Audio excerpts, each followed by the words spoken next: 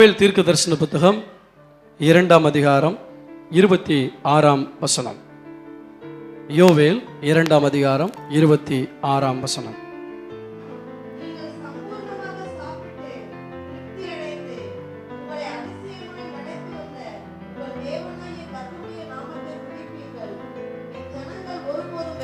போவதில்லை. 2 வாரங்களுக்கு முன்பாக நான் தேவ சமூகத்தில் ஜெபித்துக் கொண்டிருந்த போது ஆண்டவர் சொன்னார், உங்களை அதிசயமாய் நடத்தி வந்த கர்த்தரை துதிப்பீர்கள் என்று. உடனடியாக என்னுடைய மனைவியிடத்தில் நான் இதை பகிர்ந்து கொண்டேன். தேவன் ஏதோ ஒரு காரியத்தை பேசுகிறார், இது புதிய ஆண்டுக்குரிய வாக்குத்தத்தமா என்ன என்று தெரியவில்லை என்று சொன்னபோது ஆண்டவர் தெளிவாய் பேசினார். இந்த வாரத்தில் கொடுக்க வேண்டிய செய்தி இதுதான். இந்த 2ஆம் அதிகாரத்தினுடைய பின்னணியை நீங்கள் பார்ப்பீர்கள் என்றால், இஸ்ரவேல் ஜனங்களுடைய வாழ்க்கையில ஒரு திருப்தியற்ற நிலைமை, அவருடைய வாழ்க்கையில ஆண்டவரிடத்தில் கேள்வி கேட்கக்கூடிய ஒரு நிலைமை. ஏன் என்னுடைய வாழ்க்கையில் இப்படி நடந்தது, எதற்காக நடந்தது, இப்படிப்பட்ட காரியங்கள் எல்லாம் தேவன் பார்க்கிறாரா, தேவனுடைய அனுமதியின் பேரில் தான் இவைகளெல்லாம் வந்ததா என்கிற சந்தேகம் நிறைந்த வாழ்க்கையிலே அவர்கள் இருந்தார்கள். நன்றாக கவனித்து பாருங்கள். இதற்கு முன்பு உள்ள வசனத்தை வாசிக்கும் போது வாசிக்கலாமா? 25ஆம் வசனம். நான் உங்களிடத்தில் அனுப்பின என் பெரிய சேனையாகிய வெட்டுக்கிளிகளும் பச்சை கிளிகளும் முசுக்கொட்டை பூச்சிகளும் பச்சை புழுக்களும் பட்சித்த வருஷங்களின் விளைவை ஆண்டவர் இங்கே சொல்லுகிறார். நான் உங்களிடத்தில் அனுப்பின என்னுடைய சேனை. அன்பான கர்த்தருடைய பிள்ளைகளே, யாத்ராமத்தின் புத்தகத்திலே இஸ்ரவேல் ஜனங்களை எகிப்தின் அடிமைத்தனத்திலிருந்து வெளியே கொண்டு வரும்போது என் சேனை என்று ஜனங்களை சொல்லுகிறார். இஸ்ரவேலுடைய கூட்டத்தை பார்த்து சொல்லுகிறார், என் சேனை ஆகிய இஸ்ரவேல் ஜனங்கள் என்று சொல்லுகிறார். முழு இஸ்ரவேல் ஜனங்களையுமே தேவன் சேனையாக வைத்திருந்தார். ஆனால் தேவன் எதிர்பார்த்தபடி அவர்கள் வாழாத போது, தேவனுடைய எதிர்பார்ப்பு அவருடைய வாழ்க்கையில இல்லை என்கிற நிலைமையிலே தேவன் சில சிக்ஷைகளை கொடுக்க ஆரம்பித்தார். சிக்ஷைகளை அவர்கள் அற்பமாய் என்ன நினைத்த போது சில உபத்திரவங்களை அவருடைய வாழ்க்கையில கொடுத்தார். தேவ பிள்ளைகள் தெரிந்து கொள்ள வேண்டும், நாம் தேவனுடைய வழியை விட்டு விலகும் போதோ, தேவ சுபாவத்தை விட்டு நாம் மாறும் போதோ தேவன் நம்முடைய வாழ்க்கையில சில சிக்ஷைகளை கொடுக்கிறார். இந்த சிக்ஷைகளை நாம் அற்பமாய் எண்ணி விடக்கூடாது. எப்படி அற்பமாய் எண்ணுகிறோம்? எல்லாருக்கும் வர்ற மாதிரி தான் எனக்கும் வருது, இது எப்படி ஆண்டவருடைய தண்டனைன்னு சொல்றது? அவங்களுக்கு அந்த கஷ்டம் வந்திருக்கு, எனக்கும் வந்திருக்கு, எனவே இது இட்ஸ் நார்மல் என்று நாம் சொல்கிறோம். எனவே ஆண்டவர் என்னை சிட்சித்து நடத்துகிறார் என்பதை மறந்து அதை அற்பமாக நினைத்து விடுகிறோம். இந்த சிட்சையை அற்பமாய் நினைக்கும் போது அந்த சிட்சை நம்முடைய வாழ்க்கையிலே உபத்திரவமாக மாறுகிறது. இந்த உபத்திரவத்தில் நாம் ஆண்டவரிடத்தில் கேள்வி கேட்கிறோம், ஆண்டவரை சந்தேகப்படுகிறோம், ஆண்டவரிடத்தில் முறுமுறுக்கிறோம், அல்லது இந்த ஆண்டவர் வேண்டாம் என்று சொல்லி போய்விடுகிறோம். ஆண்டவர் இங்கே நான் உங்களிடத்தில் அனுப்பின என் சேனை என்று சொல்கிறார். எல்லாம் யார்? அழிவுக்கு ஏதுவான மிருக ஜீவன்கள் அல்லது பறவைகள். நான் உங்களிடத்தில் அனுப்பின என்னுடைய சேனை. அப்படி என்றால் தேவன் நம்மை சேனையாக மாற்றுகிறார். நாம் அவருடைய சித்தத்தின்படி வாழாத போது நமக்கு தண்டனை கொடுக்க இன்னொரு சேனையை கர்த்தர் வைத்திருக்கிறார். இந்த காலவேளையில் இந்த செய்தி உங்களை சிந்திக்க வைக்கும் என்று நான் நினைக்கிறேன். இந்த வருடத்தின் கடைசியில் வந்திருக்கிற நீங்கள் உங்களுடைய வாழ்க்கையில் ஒன்றுமே இல்லை என்கிற நிலைமையில இருக்கலாம். கர்த்தருக்கு ஸ்தோத்திரம் உண்டாவதாக. அன்பான கர்த்தருடைய பிள்ளைகளே, இதே அதிகாரத்தினுடைய 2ஆம் அதிகாரத்தினுடைய சில வசனங்களை நான் வாசிக்க விரும்புகிறேன். 12ஆம் வசனத்தை நீங்கள் வாசியுங்கள்.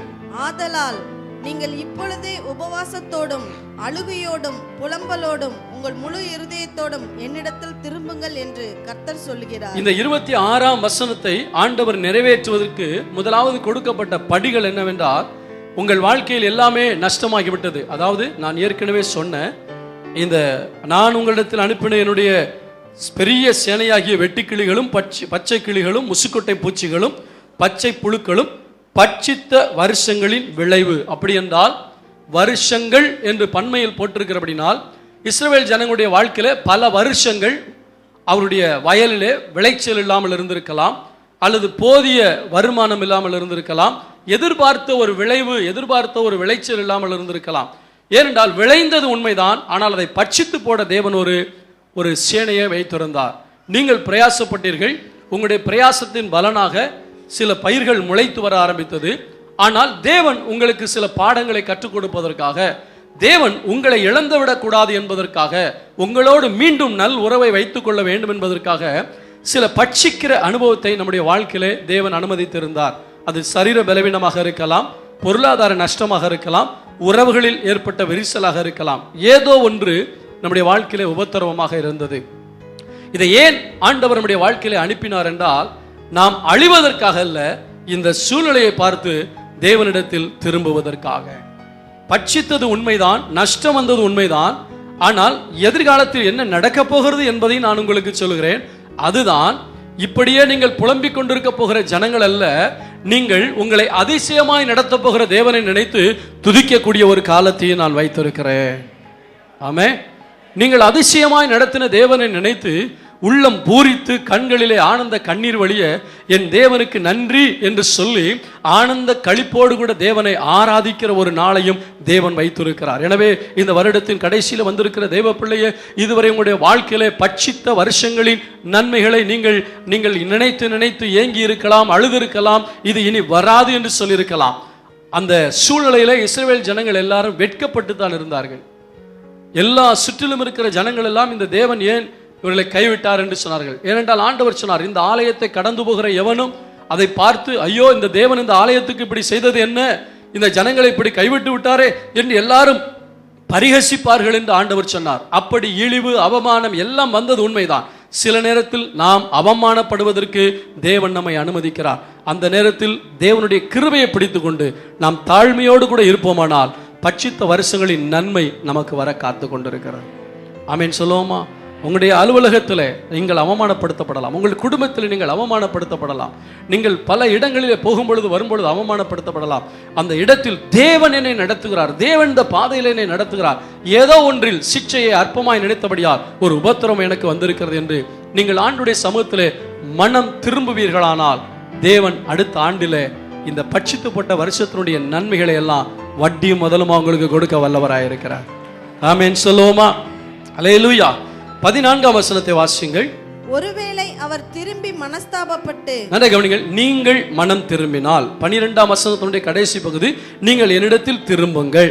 அப்படி திரும்பும் போது ஒருவேளை அவர் என்ன செய்வார்? திரும்பி ஐயோ என் பிள்ளையை நான் இப்படி சொல்லிவிட்டேனே, என் பிள்ளைக்கு இப்படிப்பட்ட உபத்திரவத்தை செய்து விட்டேனே. சில நேரங்களில் பாருங்கள், பெற்றோர் உங்களுக்கு தெரியும், பிள்ளை அடம் பிடிக்கும் போது அல்லது தவறு செய்யும் போது நாம் அடிக்கிறோம். அந்த பிள்ளை தூங்கும் போது இதை அடித்த தாய் தகப்பனுடைய உள்ளம் எப்படி இருக்கும்? அந்த பிள்ளையினுடைய முகத்தை பார்க்கும்போது, ஐயோ என் பிள்ளையை அடிச்சிட்டனே, ஐயோ என் பிள்ளை இப்படி பேசிட்டேனேன்னு சொல்லி அந்த பிள்ளை அறியாத நேரத்தில் அந்த பிள்ளையை தழுவிக்கொண்டு தங்களுடைய அன்பை வெளிப்படுத்துவார்கள். அந்த இடத்தில் மனஸ்தாபம் வருகிறது.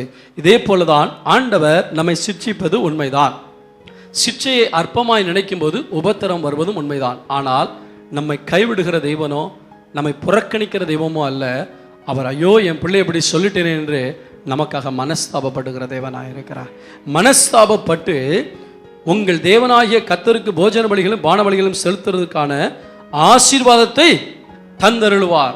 அதாவது நீங்கள் மீண்டும் பலி செலுத்துவதற்கே ஒன்றும் இல்லாத நிலைமையில் தான் இருக்கிறீர்கள், அதற்குரிய ஆசீர்வாதத்தையும் அவரே உங்களுக்கு தருவார் என்று சொல்லப்பட்டிருக்கு. ஆமென் சொல்லுவோமா? காணிக்க போட கூட காசு இல்லையே. இன்றைக்கும் சில குடும்பங்கள் கடைசி வாரங்களிலே அப்படிப்பட்ட நிலைமையில் இருக்கிறார்கள். கர்த்தருக்கு ஸ்தோத்திரம் உண்டாதாக. சில நேரங்களில் பஸ் டிக்கெட் உள்ளே கிடக்கும். எனக்கு ஆரம்பத்தில் பார்த்தா ஒரு மாதிரி இருக்கும், காணிக்க இல்லாட்டி அதாவது ஏன் யார் இந்த பிள்ளைங்க விளையாட்டு பிள்ளைங்க காணிக்க பெட்டியில் பஸ் டிக்கெட்டை போடுறாங்களே என்று நான் எரிச்சல் அடைந்த நேரங்கள் உண்டு.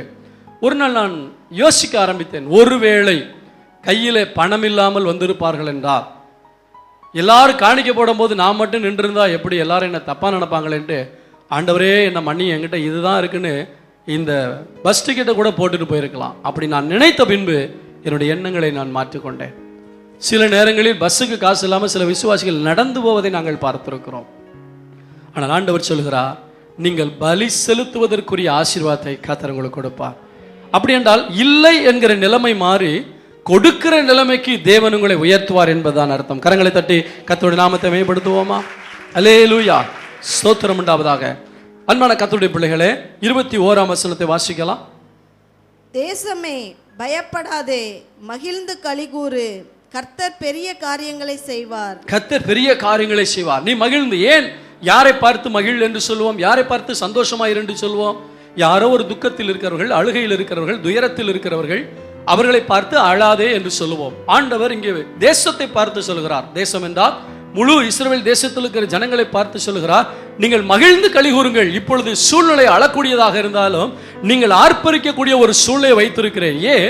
நான் உங்களுக்கு ஒரு பெரிய காரியத்தை செய்ய போகிறேன். ஆமென் சொல்லுவோமா? ஒரு பெரிய காரியத்தை செய்ய போகிறேன். இதுவரை உங்களுக்கு நடந்ததெல்லாம் பெரிய உபத்திரவம், பெரிய இழப்பு, பெரிய அவமானம். ஆனால் இனி நான் உங்களுக்கு வைத்திருக்கிற காரியம் பெரிய காரியங்களை செய்ய போகிறேன். எனவே நீங்கள் என்ன செய்யுங்கள்? சந்தோஷப்பட்டு மகிழ்ந்து களிகூருங்கள். மனிதனுக்கு மட்டுமல்ல, அந்த தேசத்தில் ஏற்பட்ட பஞ்சத்து நிமித்தமாக மிருக ஜீவன்களுக்கும் நல்ல ஆகாரம், புல் பூண்டுகள் இல்லாமல், ஆகாரம் இல்லாமல் மிருக ஜீவன்கள் கூட வேதனையோடு இருந்ததுபடினால் 22ஆம் வசனத்தில் ஆண்டவர் சொல்லுகிறார், வாசியுங்கள். வெளியின் மிருகங்களே, வெளியின் மிருகங்களே, பயப்படாதீங்கள். வனாந்தரத்திலே மேய்ச்சல்கள் உண்டாகும், வனாந்தரத்திலே மேய்ச்சல்கள் உண்டாகும். விருட்சங்கள் காய்களை காய்க்கும். அத்திமரமும் திராட்சை செடியும் பலனை தரும். அடுத்த வசனத்தை வாசியுங்கள். சீயோன் குமாரரே, உங்கள் தேவனாகிய கர்த்தருக்குள் மகிழ்ந்து களி கூறுங்கள். அவர் தக்கபடி உங்களுக்கு முன்மாரியை கொடுத்து உங்களுக்கு முன்மாரியையும் பின்மாரியையும் ஏற்கனவே வர்ஷிக்க பண்ணுவார். களங்கள் தானியத்தினால் நிரம்பும், ஆலைகளில் திராட்சரசம் எண்ணெயும் வழிந்தோடும். ஒன்றும் இல்லாத நிலையிலே எல்லாம் இருக்கிறது என்கிற நிலைமைக்கு தேவன் நம்மை கொண்டு வருகிறார். அல்லேலூயா சொல்லுவோமா? மிருகங்களுக்கும் ஆண்டவர் வாக்குத்தத்தம் கொடுக்கிறார். கர்த்தருக்கு ஸ்தோத்திரம் உண்டாக. வெளியின் மிருகங்களே என்றால் இது என்ன மிருகங்கள்? வெளியின் மிருகங்கள் என்றால் வைல்ட் அனிமல்ஸ் இல்லையா? காட்டு மிருகங்கள். அந்த காட்டிலே மிருகங்களுக்கு கூட பச்சையான இழை தலைகள் இல்லாத அளவிற்கு ஒருவேளை தேசம் பஞ்சத்தில் இருக்கலாம். என அன்பான கர்த்தருடைய பிள்ளைகளே, கர்த்தருக்கு ஸ்தோத்திரம் உண்டாதாக. ஒருவேளை உங்களுடைய வாழ்க்கையில நீங்கள் மிகவும் இப்படிப்பட்ட நிலையில நெருக்கப்பட்டு இந்த ஆண்டை முடிக்கலாம். இந்த ஆண்டு முழுவதும் ஏன் என்னுடைய வாழ்க்கையில் இப்படி நடந்தது என்கிற நிலை வந்திருக்கலாம். இன்றைக்கு ஆண்டவர் உங்களுக்கு சொல்கிறார், நான் நீங்கள் நினைத்து கொண்டிருக்கிற அந்த உபத்திரவத்தை அல்ல, நீங்கள் நினைத்து பார்த்திராத ஒரு ஆசீர்வாதத்தை நான் உங்களுக்கு வைத்திருக்கிறேன். எனவே உங்களை அதிசயமாய் நடத்தி வந்த உங்கள் தேவனாகிய கர்த்தரை துதிப்பீர்கள். அதாவது ஆண்டவர் துதித்தீர்கள் என்று சொல்லவில்லை, நடந்தது என்று சொல்லவில்லை. நீங்கள் இப்படித்தான் செய்ய போறீர்கள். இப்பொழுது முறுமுறுக்கிறீர்கள், ஆனால் நான் ஒரு பெரிய காரியத்தை உங்க வாழ்க்கையில செய்யும் போது, ஐயோ என் ஆண்டவர் அவசரப்பட்டு நான் திட்டேனே, என் ஆண்டவர் அவசரப்பட்டு நான் முறுமுறுத்துட்டேனே, ஆண்டவர்கிட்ட அவசரப்பட்டு கேள்வி கேட்டுட்டேன்னு சொல்லி இப்படியும் ஒரு அற்புதமா என்று நினைக்கக்கூடிய அளவில் கர்த்தர் உங்களை நடத்துவார். எத்தனை பேர் விசுவாசிக்கிறீங்க? ஆமென். பக்கத்தில் உங்களுடைய கையை பிடிச்சு சொல்லுங்க, உங்களை அதிசயமாய் நடத்த போகிறார். ஆமென். துக்கம் துதியா மாறப்போது சொல்லுங்க. கர்த்தருக்கு ஸ்தோத்திரம். களங்கள் தானியத்தினால் நிரம்பும். ஃபுல்னஸ், ஒரு நிறைவான ஒரு ஆசீர்வாதத்தை கொடுக்கிறார். களங்கள் தானியத்தினால் நிரம்பும். அதனுடைய அர்த்தம் என்ன? பற்றாக்குறை, போதாத நிலைமை, அல்லது போதிய அளவுக்கு வருமானம் இல்லாத நிலைமை, எல்லாம் அப்படித்தான் இருக்கிறது. ஆனால் தேவன் சொல்லுகிறார், இனி உன்னுடைய வாழ்க்கையில பற்றாக்குறை என்கிற நிலையிலிருந்து நிறைவு என்கிற நிலைமைக்கு வரப்போகிறார். விசுவாசிக்கிறவங்க மட்டும் ஒரு அல்லேலூயா சொல்லுங்க. ஆமென். அல்லேலூயா. இதுதான் ஆண்டவர் நடத்துகிற காரியம். என்ன நடத்துகிறார்? முதலாவது நம்மை பலப்படுத்துகிறார், நம்மை தைரியப்படுத்துகிறார். என்ன சொல்லுகிறார்? பயப்படாதே, இவையெல்லாம் நடந்து விட்டபடினால் என் வாழ்க்கை அழிந்து விடுமோ, என் வாழ்க்கை முடிந்து விடுமோ என்று முதலாவது நீ பயப்படாதே, உன் பயத்தை நிறுத்து. இன்னைக்கு அநேகருக்கு என்ன பயம்? இந்த புது வருஷம் எப்படி இருக்க போதோ? யார்ட்டையும் ஆருடம் கேட்க தேவையில்லை. தேவனுடைய வசனத்தை ஆழமாய் படியுங்கள், அங்கே புதையல்களை காண்பீர்கள். எனவே புது வருஷம் ஆசீர்வாதமாகத்தான் இருக்கும் எப்பொழுது நீங்கள் மனம் திரும்பினார். நீங்கள் உட்கார்ந்து தேவ சமூகத்தில் அமர்ந்து நடந்து வந்த வழிகள், கடந்து வந்த பாதைகள், இவைகளெல்லாம் நினைத்து நீங்கள் மனம் திரும்பினால் தேவன் சொல்லுகிறார், உங்களை அதிசயமாய் நான் நடத்த போகிறேன். ஒருவேளை இதுவரைக்கும் உங்க வாழ்க்கையில இத்தனை ஆண்டுகள் அல்லது இத்தனை மாதங்கள் கடந்து வந்தோம், ஆண்டுடைய வார்த்தைக்கு கீழ்ப்படியாம, விட்ட பாவத்தையே திரும்ப திரும்ப செய்து, வேதத்தை ஒழுங்கா வாசிக்காம, ஜெபம் பண்ணாம, ஆலயத்துக்கு ஒழுங்கா வராம இப்படிலாம் இருந்தீங்கன்னா சில நஷ்டங்கள், குறைவுகள்லாம் இருக்கலாம். இன்னைக்கு மனம் திரும்புங்க, கர்த்தர் உங்களுக்கு பெரிய காரியங்களை செய்வார். ஆமென் சொல்லுவோமா? சண்டே ஸ்கூல் ப்ரோக்ராம் நடந்தது. பிள்ளைகள் 4 பேர் இந்த வருடம் முழுவதும் ஒரு சண்டே ஸ்கூல் கூட கட் பண்ணாமல் வந்தாங்க. உங்களுக்கு ப்ரைஸ் கிடைச்சதா? அப்படி வந்ததுக்கு ப்ரைஸ் கிடைச்சதா? பாலஜோதி ஒன்றா தான் கேட்குறேன். கிடைக்கல, கிடைக்காது. ஏன்னா புது வருஷத்தில் உங்களுக்கு கொடுக்க போகிறோம். எல்லா பிள்ளைகளுக்கும் பைபிள் வாங்கி ஆயத்தமாக வைக்கப்பட்டிருக்கிறது. அந்த சண்டே ஸ்கூலுக்கு ஒழுங்காக பிள்ளைங்க வருஷந்தோறும் வந்ததுனால அந்த கிஃப்ட் எல்லார் முன்பாக பிள்ளைகளை கனப்படுத்த விரும்புகிறோம். கர்த்தருக்கு ஸ்தோத்திரம். நீங்கள் தீர்மானம் எடுக்கணும், ஆண்டவரே இந்த புதிய ஆண்டில் நான் ஒரு வாரம் கூட தவறாமல் ஆலயத்துக்கு வரணும், ஒரு நாள் கூட விடாமல் ஜெபம் பண்ணணும், ஒரு நாள் கூட விடாமல் நான் வேதத்தை வாசிக்கணும் என்று நீங்கள் மனம் திரும்பினால் ஆண்டவர் உங்கள் பக்கமாய் மனஸ்தாபப்படுவார். மனஸ்தாபப்பட்டு எதெல்லாம் இழப்பு இழப்பு என்றிருந்ததோ அங்கெல்லாம் வரவு வரவு என்று ஆண்டவருடைய வாழ்க்கையை மாற்ற வல்லவராய் இருக்கிறார். கர்த்தருக்கு ஸ்தோத்திரம். முதலாவது, ஆண்டவர் பயப்படாதே என்று சொல்லுகிறார். கர்த்தருக்கு ஸ்தோத்திரம். அதாவது நல்லா கவனிங்க, இந்த ஆண்டவர் பெரிய காரியங்களை செய்வேன் என்பது ஆசீர்வாதமான காரியம். ஆனா இஸ்ரவேல் ஜனங்கள் ஏற்கனவே பெரிய காரியங்களை செய்தார்கள், பெரிய பொல்லாப்பை செய்தார்கள். 20ஆம் வசனம் அப்படித்தான் சொல்கிறது. வடதிசை சேனையை உங்களுக்கு தூரமாக விலக்கி அதன் முன் தண்டு கீழ்கடலுக்கும் அதன் பின் தண்டு மேற்கடலுக்கும் நேராக அதை வறட்சியும் பாழுமான தேசத்துக்கும் துரத்தி விடுவேன். அங்கே அதன் நாற்றம் எழும்பி அதன் துர்க்கந்தம் வீசும். அது பெரிய காரியங்களை செய்தது. தேசம் பெரிய காரியங்களை செய்தது தேவனுக்கு முன்பாக. ஆனால் மனம் திரும்பினால் அதே தேசத்துக்கு தேவன் பெரிய காரியங்களை செய்ய போகிறார். தேவன் செய்கிற பெரிய காரியம் ஆசீர்வாதமான காரியம். எனவே ஆண்டவர் சொல்கிறார், முதலாவது பயப்படாதீங்கள், இரண்டாவது நீங்கள் சந்தோஷப்படுங்கள். ஆமென் சொல்லுவோமா? புது வருஷத்துக்குள்ள போறதுக்கு முன்னாடி பயத்தை நிப்பாட்டுங்க. எப்படி இருக்குமோ ஏது இருக்குமோங்கிற பயத்தை நிப்பாட்டுங்க.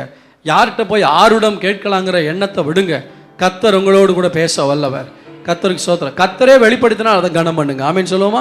ஆனால் நீங்களா போய் யார்ட்டையாவது தலையை கொடுத்துக்கிட்டு எனக்கா ஜெபம் பண்ணி சொல்லுங்கன்னு சொல்லாதீங்க. அந்த தீர்க்க தரிசனம் உண்மையான தீர்க்க தரிசனம் இல்லை. ஆனால் அவர்களாகவே உங்களை அழைத்து ஜெபம் பண்ணி தீர்க்க தரிசனம் சொல்லுவார்கள் என்றால் அது தேவனுடைய வெளிப்பாடு என்பதையும் மறந்து போய்விடக்கூடாது. ஆமென் சொல்லுவோமா? கர்த்தருக்கு ஸ்தோத்திரம். தேவனிடத்தில் வரும்பொழுது ஆண்டவர் சொல்ல, நீ பயப்படாதே. இரண்டாவது, நீ மகிழ்ந்து கலிகூறு. கொஞ்சம் டெம்பரெல்லாம் லூஸ் பண்ணிட்டு கர்த்தருக்கு ஸ்தோத்திரம் ஃப்ரீயாக கேடுங்க. அந்த டென்ஷன்லாம் லூஸ் பண்ணி விட்டுட்டு கொஞ்சம் ஃப்ரீ ஆகிடுங்க. கர்த்தர் உங்கள் வாழ்க்கையில் பெரிய காரியங்களை செய்ய போகிறார். அடுத்து என்ன செய்ய போகிறார் ஆண்டவர்? இப்பொழுது நான் உங்களுக்கு பலனை திரும்ப கொடுக்க போகிறேன். ஆமென். என்ன அதிசயமான காரியம்! முதலாவது பயத்தை நீக்க போகிறேன், இரண்டாவதாக உங்களை மகிழ பண்ண போகிறேன், மூன்றாவது பலனை தரப்போகிறேன். எதை கொடுத்தால் நீங்கள் மகிழ்ச்சி அடைவீர்களோ அதை தேவன் கொடுக்க போகிறார். ஆமென் சொல்லுவோமா? இங்கே பிள்ளைகளுக்கெல்லாம் என்ன கொடுப்பாரு? ஆஃப் இயர்லி எக்ஸாமில் நிறைய மார்க் கொடுப்பார். அப்படி தானே? ஆமென். பிள்ளைகளுக்கு தேவையான காரியத்தை பெற்றோர் கொடுக்க முடியாமல் இருக்கலாம். ஆனால் தேவனிடத்தில் பிள்ளைகள் ஜெபம் பண்ணுங்க, கர்த்தர் உங்களுக்கு அற்புதத்தை செய்வார். அல்லேலூயா. எனவே தேவன் உங்களுடைய வாழ்க்கையில் எல்லா தேவைகளையும் சந்திக்கிறார். வறட்சியான இடத்திலே ஆண்டவர் ஆசீர்வாதத்தை கொடுக்கிறார். இதற்கு காரணம் ஆண்டவர் தக்கபடி ஆண்டவர் முன்மாறியும் பின்மாறியும் உங்களுடைய வாழ்க்கையில கொடுக்கிறார். பட்சித்து போட்ட வருஷங்களுடைய நன்மைகளை திரும்ப நான் உங்களுக்கு கொடுப்பேன். இதெல்லாம் நடக்கணும்னா நீங்க மனம் திரும்புறது மட்டுமல்ல. வாசிங்கள் 13ஆம் வசனத்தை. நீங்கள் உங்கள் வஸ்திரங்களை அல்ல உங்கள் வஸ்திரங்களை அல்ல உங்கள் இருதயங்களை கிழித்து உங்கள் இருதயங்களை கிழித்து உங்கள் தேவனாகிய கர்த்தரிடத்தில் திரும்புங்கள். உங்கள் தேவனாகிய கர்த்தரிடத்தில் திரும்புங்கள். அவர் இரக்கமும் மன உருக்கமும் நீடிய சாந்தமும் மிகுந்த கிருபையும் உள்ளவர். அவர் தீங்குக்கு மனஸ்தாபப்படுகிறவருமாய் இருக்கிறார். ஆமென் சொல்லுவோமா? 15ஆம் வசனம். சியோனிலே காலம் ஊதுங்கள், பரிசுத்த உபவாச நாளை நியமியுங்கள், விசேஷித்த ஆசரிப்பை கூறுங்கள், ஜனத்தை கூட்டுங்கள், சபையை பரிசுத்தப்படுத்துங்கள், முதியோரை சேருங்கள், பிள்ளைகளையும் பாலுங்கிற குழந்தைகளையும் கூட்டுங்கள். மணவாளன் தன் அறையையும் மணவாட்டி தன் மறைவையும் விட்டு புறப்படுவார்களாக. கர்த்தரின் பணிவிடைக்காரராகிய ஆசாரியர்கள் மண்டபத்துக்கும் பலிபீடத்துக்கும் நடுவே அழுது, கர்த்தாவே, நீர் உமது ஜனத்தை தப்பவிட்டு பிரஜாதிகள் அவர்களை பழிக்கும் நிந்தைக்கும் உமது சுதந்திரத்தை ஒப்புக்கூடாதரும் உங்கள் தேவன் எங்கே என்று பிரஜாதிகளுக்குள்ளே சொல்லப்படுவானேன் என்பார்களாக. தேவன் எங்கே என்ன சொல்லுகிறார்? எல்லாரும் சிறுவர்கள், பெரியோர்கள், முதியோர்கள், ஊழியக்காரர்கள், ஆசாரியர்கள் எல்லாரும் சேர்ந்து உபவாசித்து ஜெபியுங்கள். ஆமென். நான் உங்களுக்கு ஒரு அற்புதத்தை செய்ய வேண்டும் என்றால் மனம் திரும்புவது மட்டுமல்ல, நீங்கள் உபவாசம் பண்ணி ஜெபிக்க வேண்டும். ஒரு காரியத்தை சொல்கிறேன். 31ஆம் தேதி நமக்கு பழைய வருட புது வருட ஆராதனை இருக்கிறது. 10 மணிக்கு இங்கே ஆராதனை ஆரம்பிக்கும். 10 மணிக்கு வராதிங்க, அதுக்கு முன்னாடியே வந்து உட்காந்து ஜெபம் பண்ணுங்க. ஜெபத்தோடு அந்த காரியத்தை ஆரம்பிங்க.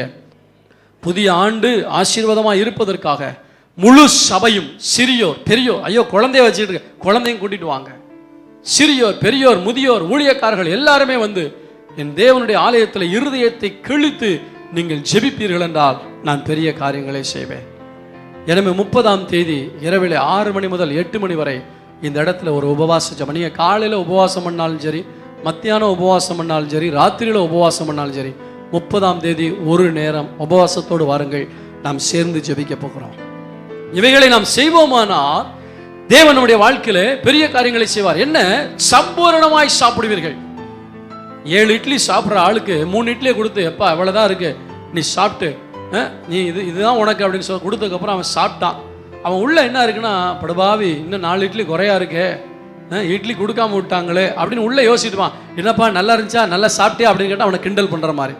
எனவே அவன் சாப்பிடாமல் இருக்கிறான், அவனுக்கு திருப்தி இல்லாமல் இருக்கிறது, அந்த நிலையில் தான் இருக்கிறான். இன்னும் வேண்டும் என்கிற நிலை, போதிய ஒரு ஆசீர்வாதம் இல்லாத நிலைமை. ஆண்டவர் சொல்லுகிறார், நீங்கள் மனம் திரும்பி நீங்கள் என்னிடத்தில் வந்து நீங்கள் உபவாசம் பண்ணி ஜெபிக்கும் போது நான் பெரிய காரியங்களை செய்வேன். என்ன?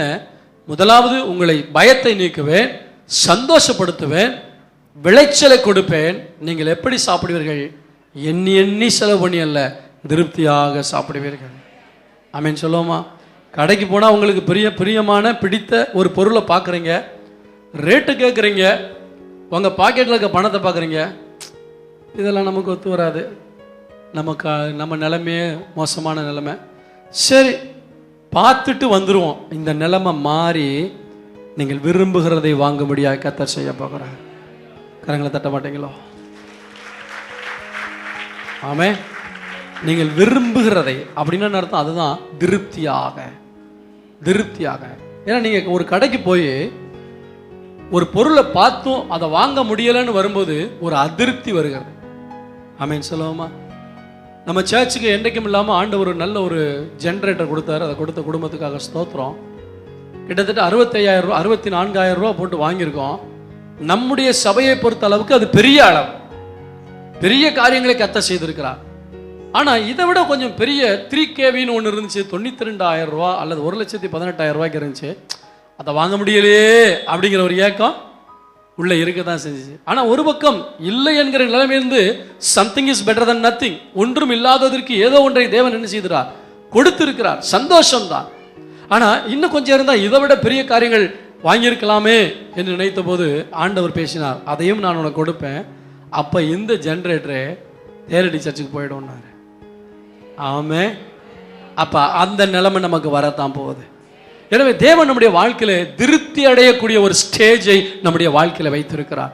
அதிருப்தி, பற்றாக்குறை என்கிற நிலைமை மாறி திருப்தியாக நாங்கள் சாப்பிட்டோம். திருப்தியாய் சாப்பிட்டு உங்களை அதிசயமாய் நடத்தி வந்த உங்கள் தேவனாகிய கர்த்தருடைய நாமத்தை துதிப்பீர்கள். அடுத்து சொல்றாரு, இதுவரை நீ வெட்கப்பட்டாய். ஏனென்றால் 17ஆம் வசனத்தில் சொல்லப்பட்டிருக்கிறது, உங்கள் தேவன் எங்கே என்று சொல்லும் பிரஜாதிகளுக்குள்ளே சொல்லப்படுவானே. பிரஜாதிகளுக்குள்ளே அவர்களுக்கு வெட்கம் இருந்தது. ஆண்டவர் ஆண்டவர் என்று போனே, இயேசு இயேசு என்று போனே, இந்த இயேசு உனக்கு என்ன செய்தார் என்று கேள்வி கேட்கக்கூடிய வெட்கம் இருந்தது.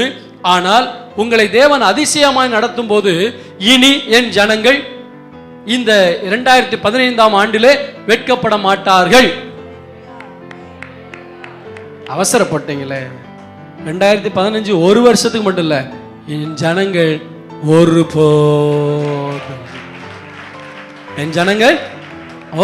போதும் மனம் திரும்பி உபவாசம் பண்ணி நீ கர்த்தரிடத்துல வந்துட்டேனா ஒரு போதும் நீ வெட்கமடையாதபடி செய்வார். ஆமீன் சொல்லுமா? மனுஷனுடைய நிலைமை என்னன்னா, ஒன்னு செய்யறது இல்லாட்டி விட்டுறது. ஆண்டவர் சொல்ல மனம் திரும்புதலை தான் அங்க எதிர்பார்க்கிறார். ஆமீன் சொல்லுவோமா? கர்த்தருக்கு ஸ்தோத்திரம்டாக. நாம் எதையுமே விட்டுவிடுவது எளிது, ஆனால் அதை மனம் திரும்பி ஆண்டவரிடத்துல வந்து ஆண்டவர், சிலர் ஆண்டவர் விட்டு போயிட்டாங்க, என்ன ஆண்டவர் எங்களுக்கு செஞ்சார் அப்படின்ட்டு. ஆண்டவரை விட்டுட்டு போறது எளிது, ஆனால் மனம் திரும்பி வரும் பொழுது எந்த இடத்தில் அவமானப்பட்டமோ அதே இடத்தில் அவமானம் அடையாதபடிக்கு தேவனை நடத்த வல்லவராக இருக்கிறார். உங்களை சம்பூர்ணமாய் நடத்தி வந்த உங்கள் தேவனாகிய கர்த்தரை துதிப்பீர்கள். கர்த்தருக்கு ஸ்தோத்திரம். நான் இஸ்ரவேலின் நடுவில் இருக்கிறவர் என்றும், 27ஆம் வசனத்தை வாசித்து முடிப்போம். நான் இஸ்ரவேலின் நடுவில் இருக்கிறவர் என்றும், நானே உங்கள் தேவனாகிய கர்த்தர், வேறு ஒருவர் இல்லை என்றும் அறிந்து கொள்வீர்கள். என் ஜனங்கள் ஒருபோதும் வெட்கப்பட்டு போவதில்லை. ஆமென் சொல்லுவோமா? அல்லேலூயா. இங்க 2 காரியத்தை நான் சொல்லி முடிக்க விரும்புகிறேன். முதலாவது, ஆண்டவர் செய்கிற அதிசயமான காரியத்தை நிமித்தம் முதலாவது ஆசீர்வாதங்களை பார்க்கிறார்கள். ஆசீர்வாதங்கள், பயம் நீங்குகிறது, சந்தோஷம் வருகிறது, விளைச்சல் வருகிறது, திருப்தி வருகிறது. இதெல்லாம் எதற்காக? என்னை படைத்த இயேசுவை தவிர வேறு தேவன் இல்லை என்பதை நீ அறிந்து கொள்வதற்காக. ஆமென்.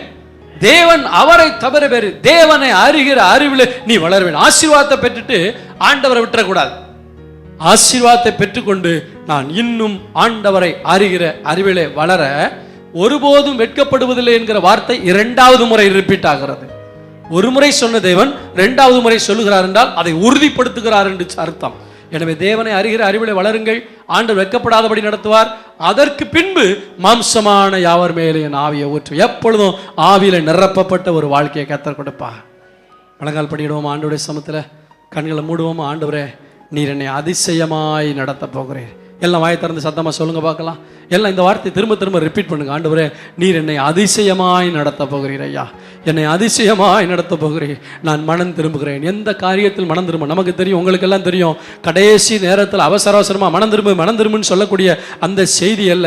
எந்த வருடத்திலும் எல்லா வருடத்திலும் அதற்கு முந்தின வாரத்தில் நம்மை ஆயத்தப்படுத்தி கொண்டிருக்கிறோம். எனவே இந்த வாரத்தில் ஆண்டவர்கிட்ட ஒப்பு கொடுங்க. ஆண்டவரே, நான் எந்தெந்த காரியத்திலே மனம் திரும்ப வேண்டுமோ அந்தந்த காரியத்திலே மனம் திரும்ப எனக்கு உதவி செய்யும். Hallelujah. Systematic prayer life, systematic Bible reading, systematic ministry. ஆண்டவரே, என் வாழ்க்கையில எதெல்லாம் குறையா இருந்ததோ அதையெல்லாம் சரி செய்து கொள்ள கிருபை தார். உபவாசம் பண்ண, அடிக்கடி உபவாசம் பண்ணி தேவ சமூகத்தில் ஜெபம் பண்ணுங்க. ஹல்லேலூயா. ஆத்துமாக்களை ஆதாயம் பண்ணாம உங்களுக்காகவே வாழ்ந்து இருப்பீர்கள் என்றால் ஆண்டவரிடத்தில் பொருத்தனை செய்யுங்க. நான் ஆத்துமாக்களை ஆதாயம் பண்ணணும். நெட்டுடுத்தி புலம்புங்கள். கர்த்தருடைய வாழ்க்கையில பெரிய காரியங்களை தேவன் செய்வார். எங்க நல்ல ஆண்டவரே, நம்முடைய பிள்ளைகளுக்கு கொடுத்த வார்த்தைகளுக்காய் ஸ்தோத்திரம். என் ஜனங்கள் ஒருபோதும் வெட்கப்பட்டு போவதில்லை என்று சொன்ன எங்கள் ஆண்டவர், நீர் அதிசயமாய் நடத்துகிற தேவனாய் இருக்கிறதற்காக ஸ்தோத்திரம். இந்த பிள்ளைகளை அதிசயமாய் நடத்தும். இந்த அதிசயங்கள் எல்லாம் ஆண்டவரே, நாங்கள் யார் என்பதை உலகத்துக்கு காட்டுவதற்காக அல்ல, எங்கள் தேவன் யார் என்பதை இந்த உலகத்துக்கு காட்டுவதற்காக. அதை செய்து முடிக்க கிருபை தாரும், ஆசீர்வதியும். இயேசுவின் நாமத்தில் பிதாவே. என் ஆத்துமாவே கர்த்தரை ஸ்தோத்திரி, என் முழு உள்ளமுடைய பரிசுத்த நாமத்தை ஸ்தோத்திரி. என் ஆத்துமாவே கர்த்தரை ஸ்தோத்திரி, கர்த்தர் செய்த சகல பாரங்களை மறவாதே. ஆமென். நம்முடைய கர்த்தராகிய இயேசு கிறிஸ்துவின் கிருபையும் பிதாவாகிய தேவனுடைய அன்பு பரிசுத்த ஆவியானவருடைய அன்யோன்ய ஐக்கியமும் நம் அனைவரோடும் வருகிறவருக்கு என்றைக்கும் தங்கியிருப்பதாக. ஆமென். அல்லேலூயா.